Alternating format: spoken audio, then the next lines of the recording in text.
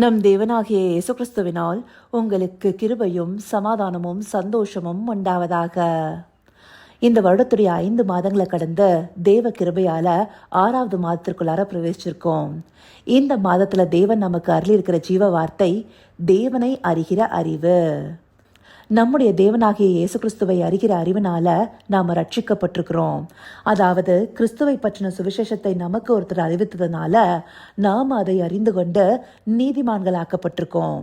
அந்தபடியாக அவரை பற்றும் அறிவினால நாம நீதிமான்களாக்கப்பட முடியும்னு சொல்லி ஏசாயா 53வது அதிகாரம் 11வது வசனத்துடைய மையப்பகுதியும் நமக்கு சொல்லுது. என் தாசனாகிய நீதிபரர் தம்மை பற்றும் அறிவினால் அநேகரை நீதிமான்கள் ஆக்குவார். இந்த அதிகாரத்துல கிறிஸ்து பட போகிற பாடுகளை குறித்த தீர்க்க தரிசன வார்த்தைகள் உரைக்கப்பட்டிருக்கு. இங்க இந்த 11வது வசனத்துல நாம அவரை பற்றி கொள்ளும் அறிவினால நீதிமான்கள் ஆக்கப்படுவோம்னு சொல்லப்பட்டிருக்கு. அந்தபடியாக தேவனை பற்றி கொள்ளும் அறிவே நம்மை ரட்சிப்பின் முதற்படிக்கு கொண்டு வந்து நீதிமான்கள் ஆக்குது. இந்த அறிவுல நாம அப்படியே பின்தங்கிடக்கூடாது, மென்மேலும் வளரணும்னு சொல்லி அப்போஸ்தலர்களும் தங்களுடைய நிருபங்கள்ல தெளிவாக குறிப்பிட்டிருக்காங்க. அப்போஸ்தலனாகிய பேதுரு தன்னுடைய நிருபத்துல பல இடங்கள்ல கர்த்தரும் ரட்சகருமாயிருக்கிற இயேசு கிறிஸ்துவின் கிருபையிலும் அவரை அறிகிற அறிவிலும் வளருங்கள்னு சொல்லியிருப்பாரு. அந்தபடியாக நாம வளரும் போதே ரட்சிப்புக்குள்ளார பூர்ணப்பட முடியும்.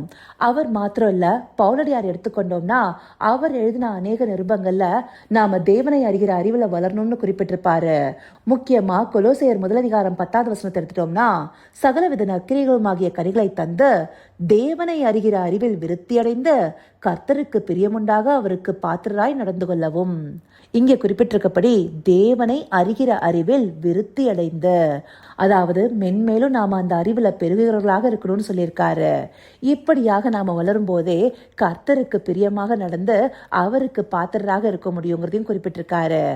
இந்தபடியாக நமக்கு சொல்லப்பட்டதோடு அல்லாம அவரும் அந்தபடியாகவே வாழ்ந்திருக்கிறாரு. பிலிப்பியர் 3வது அதிகாரம் 8வது வசனத்துல அது மாத்திரமல்ல, என் கர்த்தராகிய கிறிஸ்து இயேசுவை அறிகிற அறிவின் மேன்மைக்காக எல்லாவற்றையும் நஷ்டம் என்று எண்ணிக்கொண்டிருக்கிறேன்.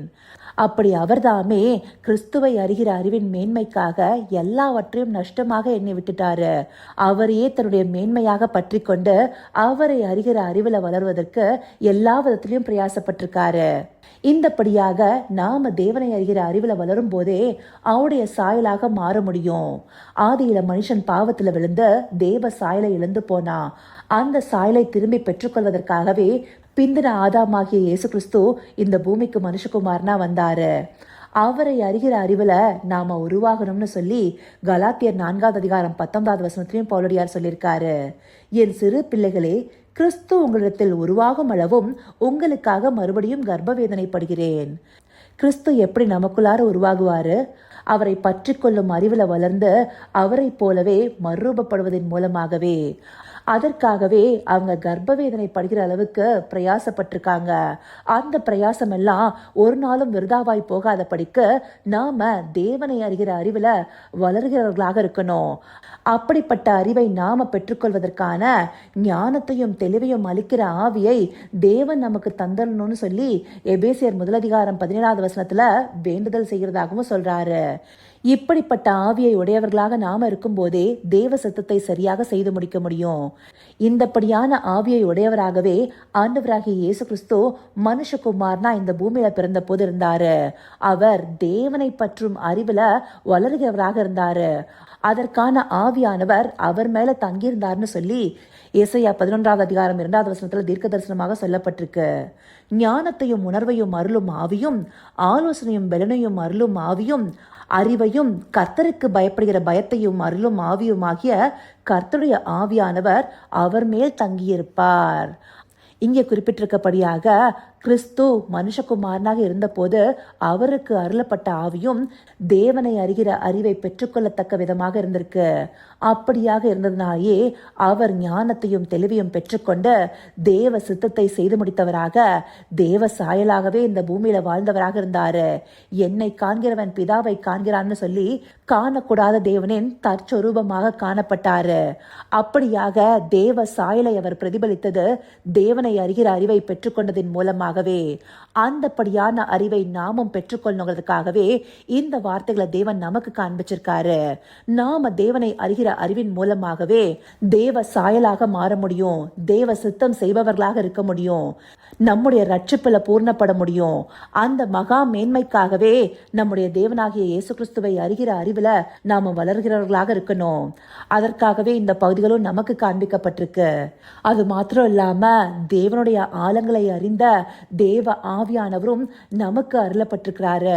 அவர்தாமே தேவனை அறிகிற அறிவுல நம்மை நடத்துகிறவராக இருப்பாரு. இதை உணர்வுள்ள இருதயத்தோடு பார்த்து தேவனை அறிகிற அறிவின் மகா மேன்மையை பெற்றுக்கொள்ள அவரை நோக்கி பார்ப்போமா?